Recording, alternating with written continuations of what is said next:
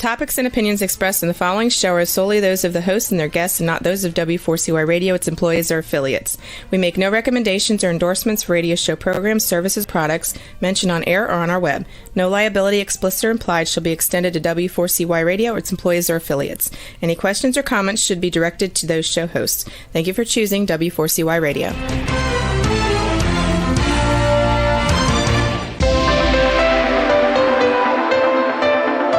Churchill said, "Those who fail to learn from history are condemned to repeat it." Kevin Hallinan believes that certainly applies to business.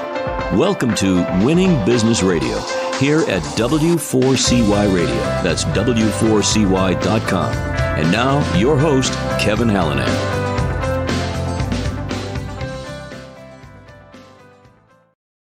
Thanks for joining in, everybody, this week. I'm Kevin Hallinan, and welcome back to Winning Business Radio, now streaming live in addition to W4CY.com. We're on Facebook at Winning Business Radio, 7 other platforms at least, and soon to be on my YouTube channel, so stay tuned for that. Doing this a little different. I'm remoting in from a hotel room in Seattle. We're on travel, so thanks for bearing with us. The mission of this show, Winning Business Radio, as regular listeners know, Winning Business TV and Radio, is to offer insights and advice to help people avoid the mistakes of others, to learn best practices. That means the how-tos, the what-tos, the what-not-tos, to be challenged and certainly to be inspired by the successes of others. So every successful person I've ever had a chance to talk to has had some form of failure in their lives and careers. So I always say, while we always have to get our knees scraped once in a while, I'm driven to keep those scrapes from needing major surgery. Let's endeavor to learn from history so we don't repeat it. Today, my guest is Erin Fontana, a partner in the law firm of Warren Fontana, LLC, a firm focused on the practices of estate planning, probate administration, and long-term care and planning. Here's Erin's bio. Erin Fontana is a partner in the law firm of Warren Fontana, LLC, a firm focused on, as I said, practices of estate planning, probate administration, and long-term care planning. Erin works closely with her clients and their advisors to ensure that they have the necessary documents in place to protect their loved ones and their wishes while minimizing estate tax liability in the event the unthinkable occurs. She also assists those dealing with the loss of a loved one with the postmortem processes necessary to carry out their wishes and effectuate the transfer of assets. She also serves in the role of fiduciary on behalf of certain of her clients and regularly advises those preparing for the possibility of long-term care and the need to apply for Medicare assistance. Prior to joining Warren Fontana, Erin practiced bankruptcy and business restructuring at Ropes & Gray after serving as a law clerk for the Honorable Peter J. Walsh, Chief Judge of the United States Bankruptcy Court for the District of Delaware. Erin is admitted to the Massachusetts Bar as well as the United States District Court. She's also an active member of the Massachusetts chapter of the National Academy of Elder Law Attorneys and serves on the chapter's Ethics Committee. She earned her bachelor's degree in economics and French from Washington and Lee University in Virginia and her JD Law degree from Boston College Law School. Her firm recently relocated from Medfield, Massachusetts to Walpole, Mass., and she resides in Medfield with her husband, Primo, their son, Alex, 15, their daughter, Emily, 13, and their 2 dogs and 2 cats. Erin, welcome to Winning Business Radio. Thank you, Kevin. Thanks for having me. You like that bio? Yes. All right, let's start at home. Let's start with the family. Tell us about your husband. Is he an attorney as well? He is actually. I met him on my first day of law school. He was my tour guide. Really? Yes. No kidding. He was, and the rest is history, as they say. Yes, really? That's funny. Yeah. So was it? He's was it attraction at first sight? For me, it was. I felt like this kind of weird cosmic zing. For him, I don't know. We didn't get together for another year, so. I love those stories. No, it was great. What does he practice? He's a commercial real estate attorney at a firm called DLA Piper.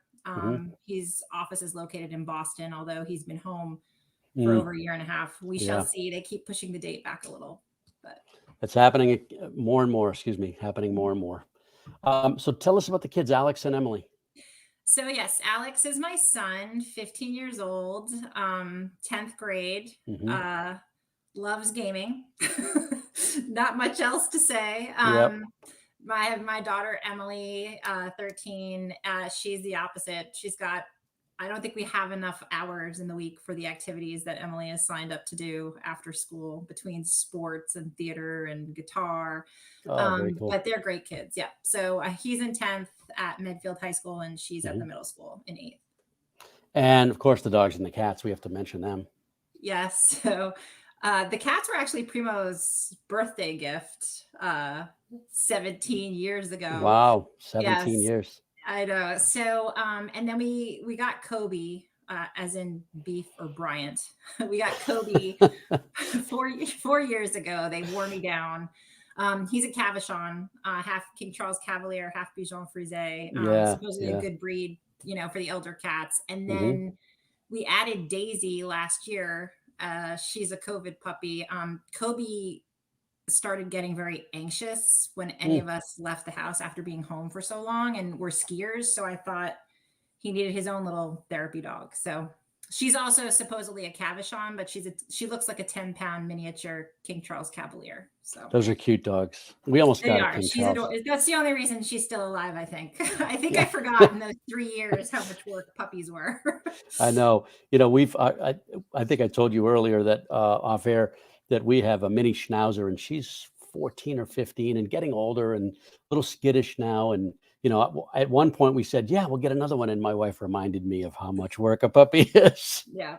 So I'm not sure we're going to go that route again. I wouldn't recommend it. I wouldn't have agreed if Primo and the kids were not going to be home. I think having the extra help was a huge. And then when she arrived, she was 2.7 pounds. So it was like, Oh, wow. at first we had to have constant eyes on her because we were afraid we're going to step on her. So Yeah, I get yelled at by my then, I don't know, this had to be, all right, so he was like 13 or 14. My oldest, who's 30 now, somewhere in there. And he's, I let the dog jump off the ottoman, right? yeah. What a terrible thing. I'm a dog owner. I let the dog jump off the ottoman, and the dog yelped and couldn't put pressure on one of the front paws.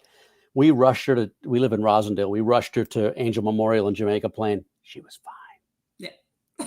Like an hour later, they're like children. They're resilient. Yeah, right. But I did get yelled at. That's one of those recurring family jokes. All right. So tell us this. So much to do with winning business radio, pets. No, but it does shape who we are. Come on, right? It's compassion and understanding, I think. So you grew up in Connecticut, small town, New Fairfield, right? Tell us about growing up there.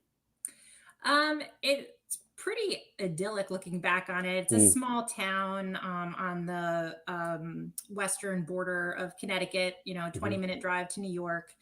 We moved there when I was 6. I graduated with pretty much the same class of children I, joined when I was 6 years old. Yep. It's a lot actually like Medfield. I feel like I'm reliving my childhood. But it was great. It was, I felt safe. It was a standard childhood. I feel very fortunate. My parents got divorced when I was a freshman in high school. That's the only, not odd, but little kerfluffle that probably has challenge for personality sure as well. Yeah. But no, it's great. I have a brother. I have a stepbrother and stepsister. So that's cool. That's a bonus. Yes. Right. So. What were you into in high school? My kids like to call me a nerd. So I studied French and Latin. I was the president of the Latin club for 2 years. I have one kid that knows Latin. Yeah. I actually thought it was really helpful. And it was fun. I tried to get my son to join. We'll see if my daughter. The problem is it takes up an entire elective course. Yeah. But, yeah. I played field hockey for a while. My mother owned a daycare center. So I pretty much worked there on and off since I was able to do so. I think it was 8th grade. And field hockey was great. But once I realized that, having money to put gas in my car and save for college. So I did field hockey for a bit, Latin club. I did a lot of clubs, president of the Honor Society, all those really nerdy roles. So. Well, we're going to get to that too in the college societies, but we'll get there shortly. And it's very intimidating talking to someone with all those honors. So. Oh, well. All right. So what did you learn? I may ask you a couple follow-ups, but what did you learn working for your mom? I learned that I never wanted to go into business with my family. Good lesson. No, it was interesting. So she and my stepfather worked together. They owned the business together. So that was kind of an insight. I also had an aunt and uncle who owned a business together. And I found at times, and this is maybe a personality issue, it was very difficult to keep the personal issues out of the business. It was an incredible amount of responsibility. And I remember when I first worked there, I thought, I can't stand little kids. I'm never having children. This is awful. Of course. But, I think it was in 8th grade. By the time I was like a junior, I was like in charge of my own little class of, in the afternoon for a few hours of like a few 3 and 3-year-olds. And they were the most fun, fun group of kids. So I think it taught me a little bit about responsibility, communication with the parents, compassion and empathy. How important it is to teach that to others. Actually, I remember there was one day where, like I said, it was a small group of children, but one little boy just seemed to be left out. And so I said, I'm going to go play with this. And then everybody, of course, flocks, right? They follow the teacher. That's because cool. They want to be, So yeah. And then as we got older, my parents would go away and leave my brother and I in charge. So that was, even more responsibility. But it was a great experience, I think. I love those early lessons. What made you decide to major in economics and double in French? French, I could see the connection there. Might as well, yes. Right. Well, I studied French and Latin all throughout high school. And then I just loved it. It was fun. I really enjoyed it. So it's not something I wanted to lose, although I don't know if I could get by in, France today. Economics, I didn't really know what I wanted to do when I went to college. I just thought that would be a good major because it would give me a good foundation for multiple choices once I graduated. So, I could go into business or finance. I could go on to, I had close friends who majored in history or English. And even my French professor, she tried to get me to become a French professor. Unfortunately, it was appealing. But seeing what my friends were going through who majored in like English or history and were trying to become professors, it seemed like a very difficult, limited path. And you kind of had to go where the jobs were, which wasn't necessarily where I wanted to be. Right. Now, what made you choose Washington and Lee? Very old institution, right? Very long standing in Virginia. Yes. So it's interesting. I had never heard of it. And like I said, so partly this is shaped by the fact that my parents got divorced my freshman year of high school. Everything was great, but things were a little tumultuous. I was a little bit, I don't want to say lost, but, and so I actually had thought I wanted to go to William and Mary. I had seen the school numerous times when we've been on beautiful vacation. Campus. Yeah, it is. So my mother planned a college tour, down through Virginia with my grandmother and I. The three of us went, and with some input from my father, there were numerous schools and Washington and Lee was the first school we stopped at. And honestly, it was just breathtaking. I don't know if you've seen photos of it, but the colonnade. I've not. It's just very impressive. Everything was a little more formal, at least when I went there. You kind of dressed cocktail attire for football games. Not that people really watch the football games. I think it was more about the tailgating. But, there was a horse race people went to. And it was just a different type of culture. And then we went to William and Mary right after. And unfortunately, I think they must have had a big party weekend because the campus was just really trash. Yeah, it really was. And I don't know, it just sort of interesting. Just the students I had spoken with at Washington and Lee. So I will say that I didn't realize how Southern it was. And I didn't realize, well, I did before I applied, and I ended up applying early. So it was my only application, but that had just recently gone co-ed. So it was definitely an interesting environment. But I think I learned a lot from that as well. All right, we're going to take our first break right here. I'm going to ask you what you learned, some of the insights you took away. We'll come back in just a couple of minutes with Erin Fontana of Warren and Fontana. You're listening to Winning Business Radio with Kevin Hallinan on W4CY Radio. That's W4CY.com. Don't go away. More helpful information is coming right up, right here on Winning Business Radio.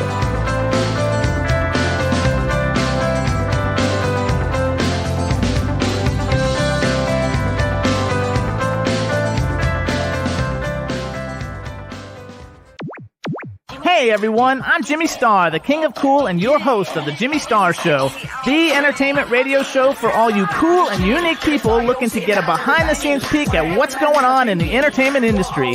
Listen in as me and my cool crowd of co-hosts bring you celebrity guests, new music, and the good times in fashion, entertainment, and pop culture. Right, everybody? Right!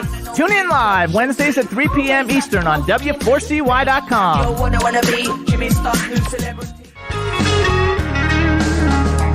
Hey, this is Kenny Wayne Shepherd, and you're listening to W4CY Radio.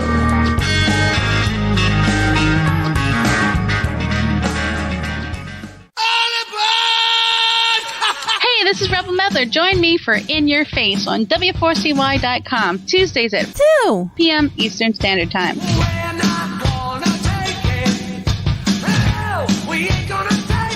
Bestgen Wealth Management is a second-generation, family-owned financial planning and wealth advisory firm. In addition to coordinating complex business and personal planning needs, our firm takes a sincere interest in your well-being and personal values. Find us at bestgenwm.com. That's bestgenwm.com, where we consider all our clients an extension of our family. Advisory service is offered through Commonwealth Financial Network, a registered investment advisor. And now back to Winning Business Radio with Kevin Hallinan, presenting exciting topics and expert guests with one goal in mind, to help you succeed in business. Here once again is Kevin Hallinan. Welcome back. We're back again with Erin Fontana, partner of the law firm Warren and Fontana, LLC. And I wanted to get back to Washington Lee for a minute, because I was pretty impressed. Hope you don't mind me putting you on the spot like this, but you're in two really well-known honor societies. One's a freshman, for those that don't know, a freshman honor society, and the other's upper class. But Phi Eta Sigma is the freshman honor society, and Phi Beta Kappa National Honor Society. Talk about those. Did you know you were qualifying? Did you seek to qualify? How did you find out? And what was it like to be in those honor societies? No, actually, I was kind of surprised and blown away by both of them, actually. I mean, I had always tried to be a good student, and I'm the type of person who, I don't want to say retreats into, I always focused on my studies when something like for example, when my parents split up or when something was bothering me, I tended to kind of focus, but no, it was mind blowing. And they would have ceremonies, and you got your pin and your certificate. And it was something I never really strove for. I guess I just didn't really pay that much attention. But it was obviously very rewarding to be recognized. So, once you're inducted, not a whole heck of a lot happens, but it's still, it's funny.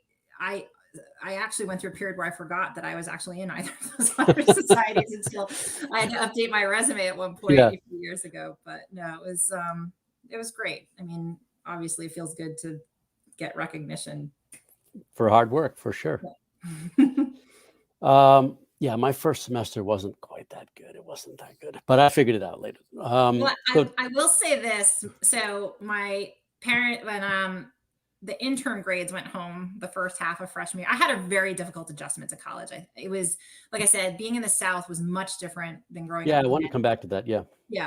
It was quite a bit of a culture shock. I had my own room, which was great, but I also then didn't have a roommate to lean on for, although people have horrible roommate stories, but so I had a very difficult time adjusting. And I remember when they sent the interim grades home, which, they're fluff grades. They're not really based on anything, maybe one grade. I remember my father was always like the easygoing one. And my mother was always, and my mother was like, obviously recognized that I was struggling. She's like, it's okay. Don't worry about it. My father called. He's like, what's going on? So it was just a kind of interesting twist. And then obviously, everything worked out in the end. But And now they can't even send the parents the grades because of, FERPA and privacy rules. And it's, I know you wouldn't believe how many parents I have calling me to, in addition to signing healthcare proxies and powers of attorney, to figure out what the rules are regarding privacy and grades. So, I heard you say this once. I'm going to give you a pitch. Why should kids going away to school use that paperwork? Think forward. So once, actually, it's not even going to school. This happened to a friend of mine last week. Yeah. Once your child turns 18, they are no longer a minor. And so as their parent, you no longer have legal access or right to their records or information. So if there's a medical emergency while your child's at college, unless there's a HIPAA or a healthcare proxy, you can't get access to their medical information without a HIPAA release. And if, God forbid, they were unconscious and needed someone to make their medical decisions, healthcare proxy is the document where they would designate you or both, you and your spouse or partner to do that. But I actually had a friend who knows this because I've done it who called me, and I was like, sure, I'll get you those. And then she texted the next day and said, you're not going to believe this. She got hurt yesterday. It was her birthday. I just called her old orthopedist to get the records and they won't give them to me. So the power of attorney, that's more legal affairs. So, access to their bank account if they don't have you. Yeah, but if you're going to do a healthcare proxy, you might as well do the power of attorney. God forbid, right? Right. Yes, because you can step into their shoes if they're in an accident, they're unconscious, you could deal with their lease, that you could deal with any lawsuit, not that there would be, but so. Yeah, you can pay critical bills. You can pay for their car insurance, their car payment if they have one. Right. Apartment, their lease, as you said, their rent.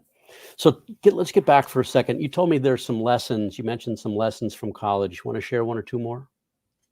Sure. Well, so like I said, the first was a culture shock. It was really quite eye-opening how how sheltered I was growing up in a small, town in Connecticut where most people attended the same church. And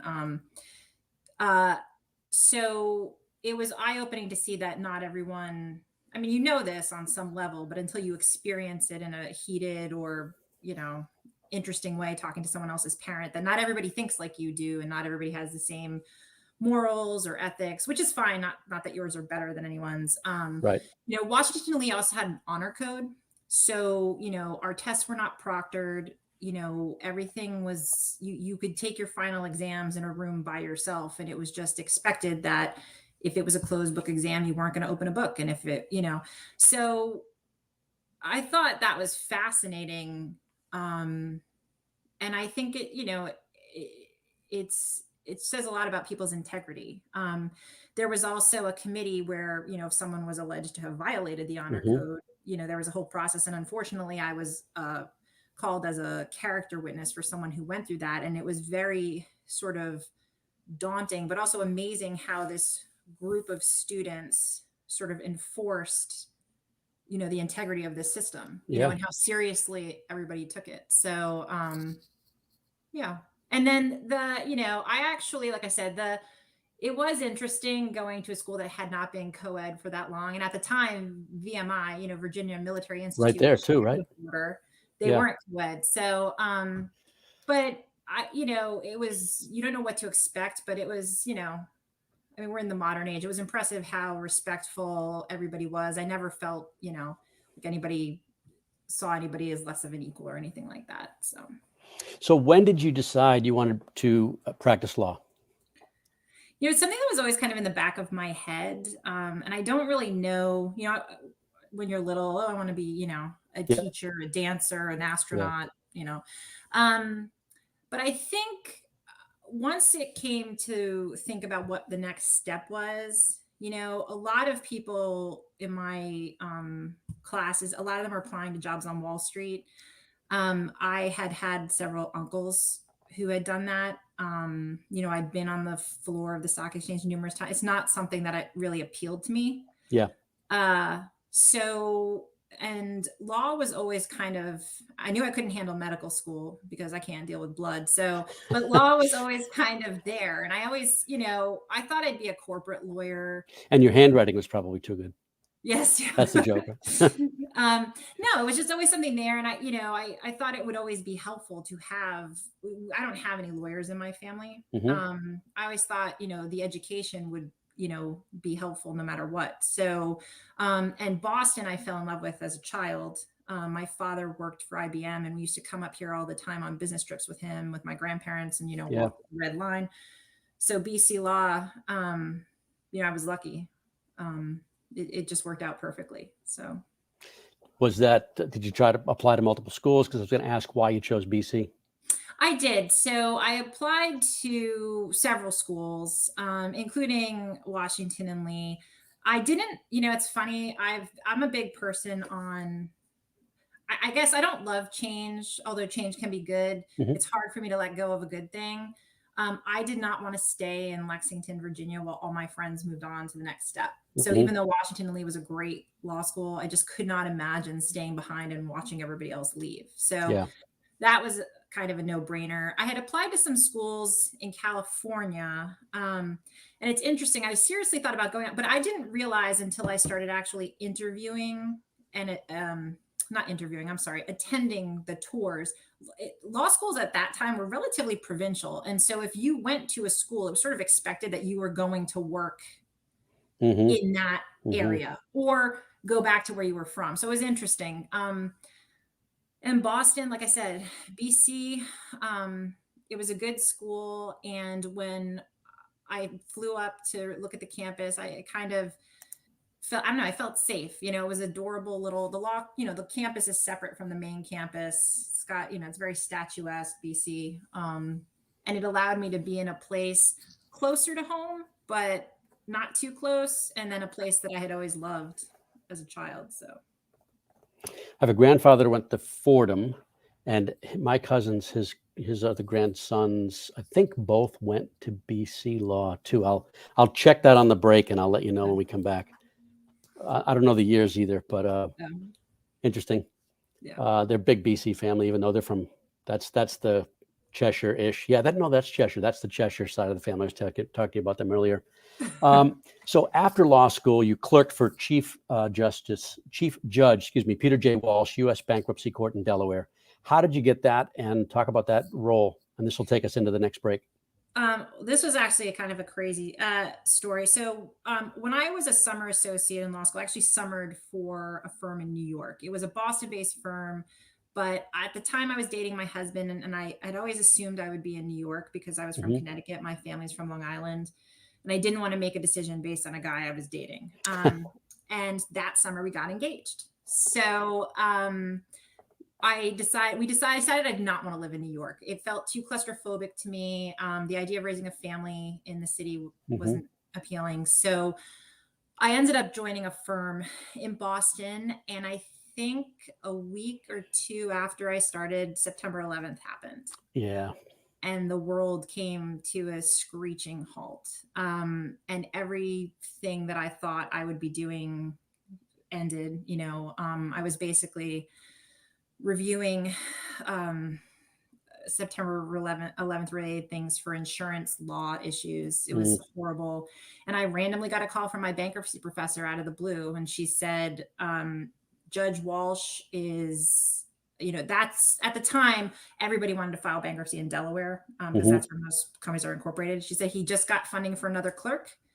I think you're an amazing bankruptcy student, and I think you should. I know you've been married for a month. I already talked to your husband, and we both think you should go.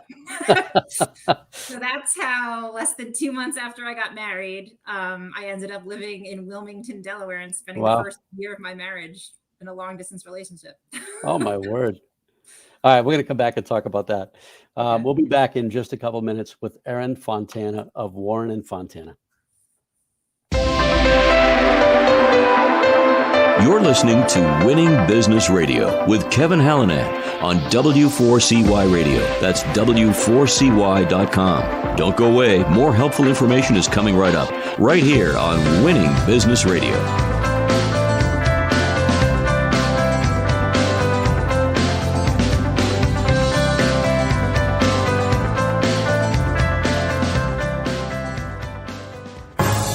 Have you ever dreamed of having your own radio show?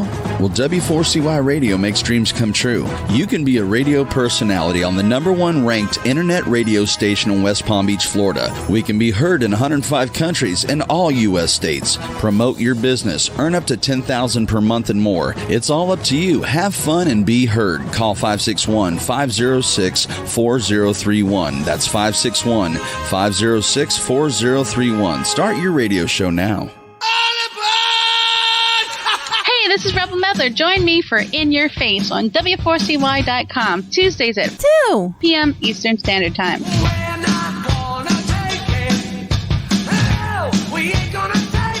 Bestgen Wealth Management is a second-generation, family-owned financial planning and wealth advisory firm. In addition to coordinating complex business and personal planning needs, our firm takes a sincere interest in your well-being and personal values. Find us at bestgenwm.com. That's bestgenwm.com, where we consider all our clients an extension of our family. Advisory services offered through Commonwealth Financial Network, a registered investment advisor. Hey, this is Johnny Three Tears from Hollywood Undead, and you're listening to W4CY Radio. I do whatever it takes to make it break through. Anything I'm face to face with, it's true. And now back to Winning Business Radio with Kevin Hallinan, presenting exciting topics and expert guests with one goal in mind, to help you succeed in business. Here once again is Kevin Hallinan.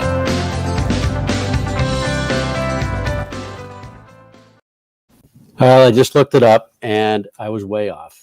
It was one was at Quinnipiac Law, the other was BC undergrad. I don't know. I think their sister went to BC Law. I'll check that one out too. But way off. But I know there's a BC connection there.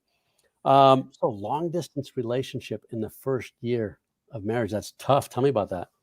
It was tough. So the firm where I had started working had actually laid off a couple of like first or second year associates, which is very rare. Only firms don't usually do that. They're not the ones making the big bucks. So that was an indication to me that something was a little off. And then, like I said, September 11th, everything just came to a screeching halt. And, I was sort of slotted as a general corporate associate, but I had really enjoyed bankruptcy. I really enjoyed estate planning. So this was a way for me to kind of explore one of those interests in depth. And I knew it would probably be good for my career. So as difficult as it was, we got me a little apartment down in Wilmington, and the flights were cheap that year, unfortunately. I had a car. It's a 6-hour drive. So we took turns. I think we only missed 2 or 3 weekends the whole year. Wow, that's great. Yeah. So, but also, it allowed, I have to say, aside from, and I remember that first night, laying on the floor because I didn't have any furniture yet. He was coming down the next weekend to help, by myself with like a bag of M&Ms and a glass of wine. What else do you need?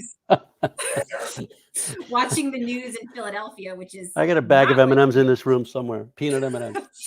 It's not like the news in Boston. It's not sugar-coated. It's like this many people were murdered, and and the anthrax scare and all of that. But it ended up being a great year. We did so many things and saw so many places we probably wouldn't have, and it allowed us to focus on each other. Actually, like nobody was fighting about who's cooking, who's cleaning, who's doing the laundry, because we did all that, and then the weekends were reserved for fun. So good for you. That's awesome. What were some lessons, maybe 1 or 2 lessons you took away from that clerkship? Interesting. Well, I think it forced me to be a little bit more outgoing and independent, and trust in my own intelligence and judgment. As his clerk, law clerks do different things. I was basically writing legal opinions. So I would be writing opinions that he would then be putting his name on. And that at first was very kind of daunting. And I think it took me forever to get the first one done. But then, you realize, I do have the education. I do have the intelligence. All I really need is some confidence, So that was one lesson, is to, trust myself and my abilities a little bit more. Like you can, you are stronger and smarter than you think you are.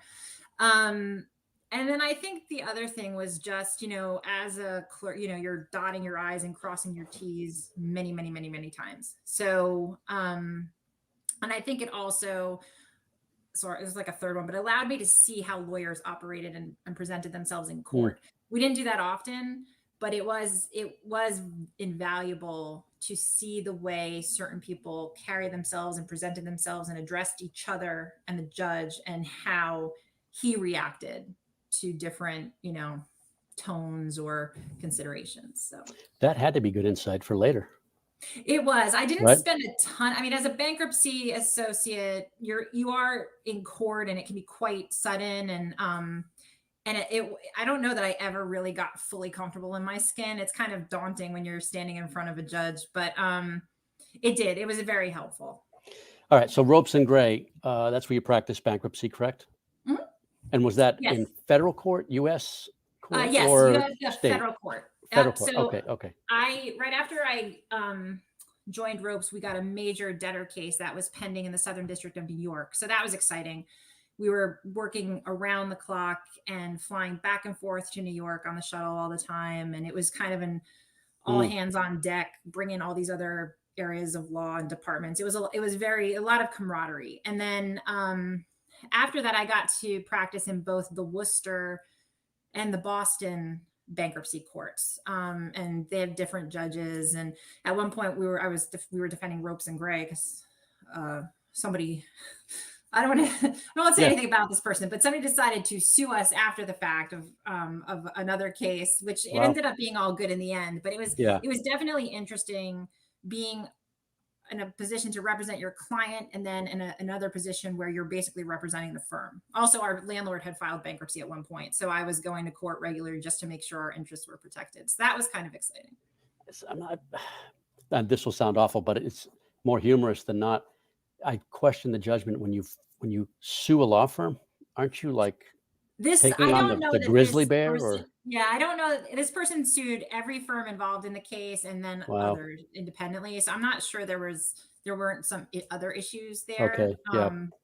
But it was, it was a headache in some ways, but it was also comical in others. But the law can be used as a shield or a weapon. So that's a good way to put it. I've never heard that. So talk about what it was like, because I'm going to get into your firm in just a couple of minutes here, but what it was like to work at a firm that big. Now, they're not the biggest in the world, that's for sure, but they're big. 11 offices globally. I looked this up. I don't know this off the top of my head. 1,400 employees, founded in 1865. What was that environment like? Yeah, it was kind of known as like an old shoe firm. So fortunately, I kind of had the best of both worlds. I was in a small department in a large firm.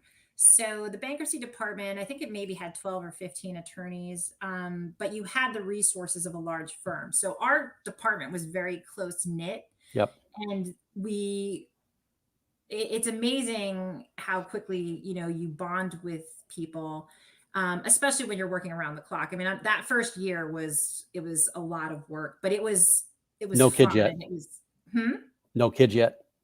Oh, no. Yeah. No, I actually went on leave after I had my first child from Rope. That was the first break. But it was great. It was amazing to have, and you had just these wealth of knowledge of these attorneys with these amazing experiences. So, and it was a wonderful, at least while I was there, my experience was great. I mean, I felt I had a lot of guidance, but also a lot of independence, but not so much independence where I was thinking, oh my God, what happens if I screw up, kind of thing. So it was great. I really enjoyed it. So then the transition is, there was some time that went by there, but then the transition is you start your own firm. Talk about that decision. So I went on leave, indefinite leave, when I had my second child, I should say. I worked from home part-time for a while. Then we were moving from Brookline, which is, easy to get babysitters, super close to the office, out to Medfield. My husband was also on the partnership track. So his hours were ramping up, the expectations of him. So I took some time off. And then when my daughter was about to start school full time, I met my partner. So she had actually started the firm a few years earlier. with a partner who I think just really was done. It hadn't been that long, but I met her snowshoeing actually, and we Really? started chatting. Yeah, we started chatting, and I had mentioned that I was an attorney, and she mentioned that she could use some help, and we just started talking, and I started helping her out, and then yeah, I mean, I became her partner in I think a relatively short time, and it's been it's been a really great experience. It provides me with a lot of flexibility since I still have children at home. It's And up been until a week 7 years or so, 2014, right? yes. Yeah. So up until a week ago, my office was right in the center of Medfield. Right. Now it's right in the center of Walpole. I live on the Walpole side of I think it's equidistant. It takes me less than 5 minutes to get, which is actually perfect. That's You perfect. also have children who may or may not still need a ride. Alex gets his license, hopefully, in like 6 months. So book the appointment early because I'm told they're waiting lists for license tests through the registry. Good to know. So you joined her. She already had the firm. So I was going to ask you what the process of starting. You didn't start from scratch. No, I didn't. Now I have done the transition on my own because she's stepping back. And it was fun and interesting to get back into it. I mean, bankruptcy is a different type of specialty, but it involves all different aspects of the law. Trust and estate planning it's kind of the same thing. I mean, you're helping people draft documents to ensure that, their wishes, their desires, come to fruition. But you also need to have some, knowledge of surrounding areas of law so that you can advise them correctly, if they're a business owner or, if they have certain real estate interests or if they're a blended family. So I felt really fortunate. Trust and estate planning is an area that a lot of women want to get into, I feel, out of law school, just because it does tend to provide a little more flexibility. So the fact that I got to do bankruptcy, which was awesome and exciting, but just did not lend itself to being a mother necessarily for me. Right. To do then like another area that I was really interested in. I was just really fortunate. So estate planning, talk about the various aspects, and I'm hoping people listen for this next little bit because I'm going to ask you to kind of share some reasons why people should get these things in place. Well, I mean, so the basics of an estate plan are your last will and testament. So that's the document where you decide who is going to get your things, but also the document in which parents of minors designate who is going to take care of their children in the event, God forbid, something happens to them. And whether or not you have money, you think you have money, assets, if you have a child, you have to have an estate plan, because if you don't, you're basically deciding that the Commonwealth or state in which you live is going to make that decision for you. We always say that not planning is planning. You're planning on the Commonwealth or a judge to make all your decisions for you. And then DCF. Yeah. So it's the will, a power of attorney, which we discussed before. That's the document. If you become incapacitated, someone can continue to pay your bills. So you're 18, you should do, I mean, anybody should have that.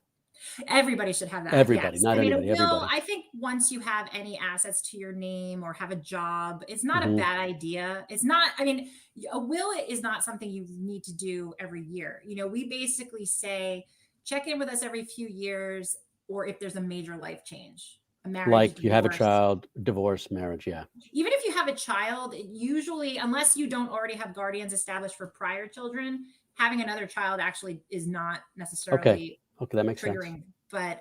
But yes, if you don't have a guardianship, then you definitely need to revisit that. That's the most important one. And unfortunately, that's the largest reason that I come across why people don't have these documents, is they cannot agree on who the guardian's going to be. And then, like I said, then the state decides. I don't want your sister, or I don't want your. Well, right. But then what they're risking is a custody battle, right? They're risking God, so. Yeah. So, all right. I was going to get into that a little bit, but let's talk about probate administration. Oh, okay. Help people understand that. So probate administration, that's the process that you have to go through after somebody passes away. So when you pass away, any assets you own jointly. So if you own your house jointly with your spouse, if you have a joint bank account, none of that has to go through probate. That all passes automatically. What if it's a non-married domestic partner? A non-married, well, it depends on the state. But no, a non-married domestic partner, actually, that's not true. I'm sorry. It depends on the deed. So if Okay. you own as joint tenants with right of survivorship, that passes automatically. So you don't even actually, I should say, you can put your children on your deed with you. It doesn't necessarily have to be your spouse. So You it's could do how that you after you've purchased the property. You could do it 5, 10, 15 years after you purchased the property. You can, and there's some capital gains tax issues to think about. But people sometimes do that with Medicaid planning. Oh, right. So anything that's not held jointly with anyone or does not have a designated beneficiary. So like a life insurance policy has a designated beneficiary, your IRA, anything that's in your name alone has to go through your will, which means it has to go through probate. So in Massachusetts, if you have an original will, you can do an informal probate, which is a much cheaper, faster option than formal probate. So formal probate you have to do if you don't have a will, or if you can only locate a copy of a will. But basically, probate is the process of filing the paperwork with the court, getting what's called a letter of authority, and then using that to access the decedent's assets and then make sure they go to the person they're meant to go to. Usually it's the spouse or children. Sometimes there's an issue. And also if you die without a will, there is a statute in every state. It's called an intestacy statute. It dictates how your assets will pass. Wow. So it's particularly important if you have a broken or blended family, because it dictates, if it goes to, everything goes to your spouse if you have children of the same marriage. If you don't, a certain amount goes to the spouse, then a certain amount goes. It's very, like I said, every state's different, but it's certainly not what you may have wanted. In fact, probably unlikely. It's probably likely not what you may have wanted. Yeah. So, and it also can lead to a lot of fighting too about who is going to be the personal representative. People don't fight about money though in families, do they? No, never. Sorry, couldn't help that one. Okay. And then the other area I hear a lot about is long-term care planning. Yes. So who needs that? When should they get it? What problems does it solve? So if you have a substantial amount of money, long-term care planning may not necessarily become an issue for you. But the reality is that nursing home costs are skyrocketing. Yeah. I think the average cost in Massachusetts is somewhere around $12,000 a month. We're dealing with that right now with my wife's dad. Yeah. Some are as high as $15,000 or $16,000 a month. And so essentially, people who've worked very hard for their assets want to have something left for their children. And so what they will do is they will set up an irrevocable trust and deed their house into it. And that's that happens when they set it up, or it happens on their passing. So it happens when they set it up, and it's a 5-year look back period. So if you get a diagnosis and something's imminent, it's not going to help you, but you try to do it. You don't want to do it too soon, because when you put anything into an irrevocable trust, you're basically letting go of it. You're not the trustee. Usually it's your children. So there is kind of this like perfect age. I mean, I would say not even thinking about it before 75, unless you have some health concerns. But right now, and Mass Health does challenge all these trusts, but there are ways. There's also ways to spend down your assets. If you think legally, of course. Yes, legally to go on Medicaid. Like you can set up an irrevocable funeral trust. You can. There are annuities that you can set up. There are burial accounts. So there are certain ways for you to spend down, because the reality is you can only qualify, at least in Massachusetts, for Medicaid if you have $2,000 in assets in your name. And then there's below that, or minimum of, it must be below that. And then your spouse can have 126,000 or something like that. And then the home, if the spouse is living in the home, they're not going to seize your home. What they might do is put a lien on it. And then after everyone's gone, the lien will have to get paid off. That's why some people choose instead to put it into a trust, because they feel like then it goes to their kids, and Mass Health can't put a lien on it. So that's oversimplifying it. And that's a huge issue, but that is like the type of planning we do. So believe it or not, we're out of time. That went really quickly. I was really interested in this topic, but it's clearly something that people need advice on. People shouldn't try to do this on their own. Don't try this at home. It's too complicated. Would you agree? Oh, definitely. And there are things that are even too complicated for me. I have one thing I like, or one thing I like to pride myself on is I know where my strengths and weaknesses lie. And if I can't help someone, I want to find somebody who can. Perfect. So. All right. So I know we had your website on the crawl. Tell us how people can get in touch with you. There it is. So so there's our website. My email is Erin, ERIN @warren-fontana.com. Great. And the office number is 508-242-3110. And we are 242-3110. Go ahead. Yeah, we are only licensed in Massachusetts. Okay. So. Well, thank you so much for being here, Erin. I really appreciate it. Oh, thank you. It was a pleasure. I'm glad. And thanks everybody for listening. This is a show about business and business challenges. If you've got concerns, about the growth of your company, feel free to reach out to me on Facebook or LinkedIn at Winning Business Radio, or you can drop me a note, kevin@winningbusinessradio.com. Our company is Winning Incorporated. We're part of Sandler Training, and we develop sales teams into high achievers and sales leaders into true coaches and mentors. Thank you to my engineer today, Roxy. She did a great job. Tune in again next Monday, September 20th at 4 p.m. Eastern. My guest will be John Corcoran of RIN Advisors. He's an expert at cost reduction, or as he says, finding lost money in a business. And I say that's never a bad thing. Thanks everybody for being here. Until then, this is Kevin Hallinan. You've been listening to Winning Business Radio with your host, Kevin Hallinan. If you missed any part of this episode, the podcast is available on Talk4 Podcasting and iHeartRadio. For more information and questions, go to winningbusinessradio.com or check us out on social media. Tune in again next week and every Monday at 4 p.m. Eastern Time to listen live to Winning Business Radio on W4CY Radio, W4CY.com. Until then, let's succeed where others have failed and win in business with Kevin Hallinan and Winning Business Radio.